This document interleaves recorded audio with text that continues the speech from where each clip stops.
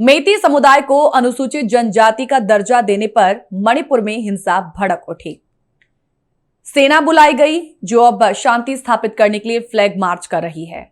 मणिपुर में हिंसा बीजेपी की सरकार है और मेती समुदाय को अदालत के आदेश पर अनुसूचित जनजाति का दर्जा दिया गया है।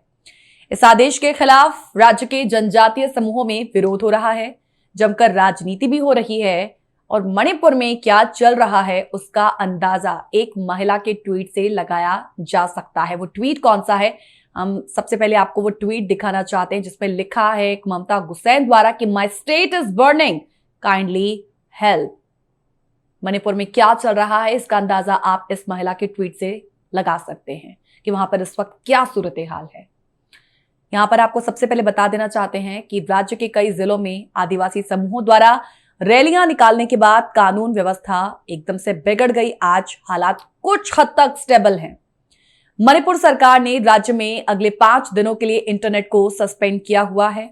8 जिलों में धारा 144 लागू है। बड़ी रैलियों पर प्रतिबंध के साथ साथ राज्य के कई जिलों में रात का कर्फ्यू लगा दिया गया है। मौजूदा कानून के अनुसार मेती लोगों को पहाड़ी क्षेत्रों में बसने की परमिशन नहीं है।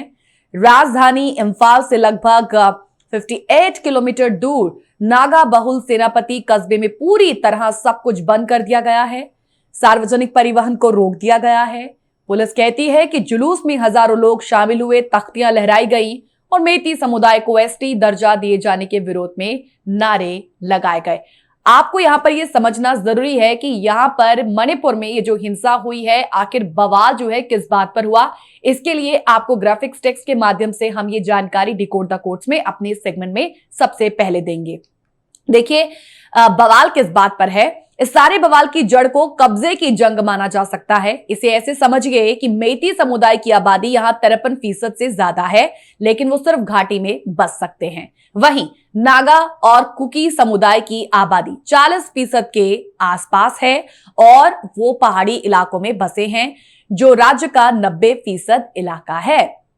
मणिपुर में एक कानून है, उस कानून के तहत आदिवासियों के लिए कुछ खास प्रावधान किए गए हैं और इसके तहत पहाड़ी इलाकों में सिर्फ और सिर्फ आदिवासी ही बस सकते हैं।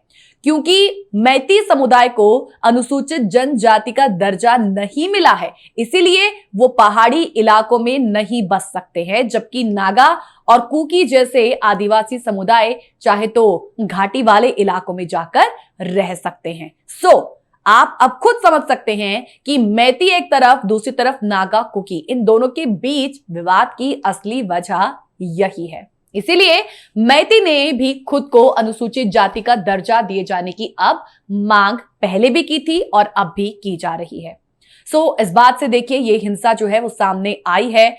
मणिपुर के इतिहास में देखिए ये पहली बार है जब 2 प्रमुख समुदायों के बीच इस तरीके का संघर्ष चला है। जो वैली एरिया में लोग रहते हैं वो भी पहले अनुसूचित जनजाति यानी कि एसटी ही खुद को मानते थे, इनको मैती बोला जाता है। हिली एरिया में ज्यादातर 2 समुदाय के लोग रहते हैं जिनको कुकी और नागा कहा जाता है। क्योंकि वैली एरिया वो है जो एक तरह से मिक्सचर है और मेट्रोपॉलिटन जैसा है, तो इस वजह से वो लोग अपने गांव नहीं जा सकते हिली एरिया में। और ये जो हिल का एरिया है यहां पर म्यांमार से बहुत ज्यादा लोग आ रहे हैं, तो ऐसे में जो वहां के ओरिजिनल लोग हैं, जो भारत के लोग हैं, उनकी जगह वो एसटी कोटे का लाभ ले रहे हैं। जबकि मणिपुर के ओरिजिनल सेटलमेंट के लोगों को कुछ भी फैसिलिटीज अब तक नहीं मिल पाई हैं। तो इसलिए ये देखा जाए तो एक बहुत लंबी कहानी है और इसमें बहुत सारे एथनिक ग्रुप के लोग भी शामिल हैं। जो बोल रहे हैं कि जो लोग इम्फाल में रहते हैं वो तो सिटी एरिया में रहते हैं और उन्हें वहां पर सभी तरह की सुविधाएं मिल रही हैं, तो इन्हें क्यों नहीं। इसलिए अगर इन्हें आरक्षण मिल जाएगा तो ट्राइब्स का जो कोटा है वो भी ऑटोमेटिकली खत्म हो जाएगा। तो इसे लेकर ही देखिए दोनों समुदायों में एक बहुत बड़ी कंफ्यूजन है, लेकिन अगर आप देखेंगे तो दोनों में कोई अंतर नजर नहीं आता है। आप त्रिपुरा में देखें तो वहां पर बंगाली और ट्राइब्स दोनों एक ही साथ रहते हैं, जबकि मणिपुर में जो वैली एरिया है, जो हिली एरिया है, वहां पर सिर्फ जनरल कैटेगरी के लोगों को रखा गया है। तो इसे लेकर दोनों के बीच में एक कुछ मिसकंसेप्शंस आप कह सकते हैं, गलतफहमियां कह सकते हैं। हालांकि इसे आसानी से खत्म किया जा सकता है, लेकिन दिक्कत देखिए ये है कि यहाँ जो प्रॉब्लम्स है ना, उसमें राज्य सरकार कुछ भी नहीं कर पाती है। जो भी मुद्दे हैं, यहाँ की इश्यूज हैं कि कौन एसटी है और कौन नहीं, ये सब केंद्र की तरफ से ही किया जा सकता है। तो मणिपुर में इतनी बड़ी हिंसा के बाद भी केंद्र की तरफ से कोई कहीं बड़ी स्टेटमेंट नहीं आती है। और यही अगर शायद यूपी बिहार में इस तरह की घटना घटी होती तो आप अंदाजा लगा सकते हैं कि गवर्नमेंट के गृह मंत्री और सेंट्रल जो है वो कुछ ना कुछ हल निकालने की कोशिश जरूर करते दिखे जाते। लेकिन यहां पर ना कोई सुनता है, ना कोई सुनने वाला है और ना ही कोई करने वाला।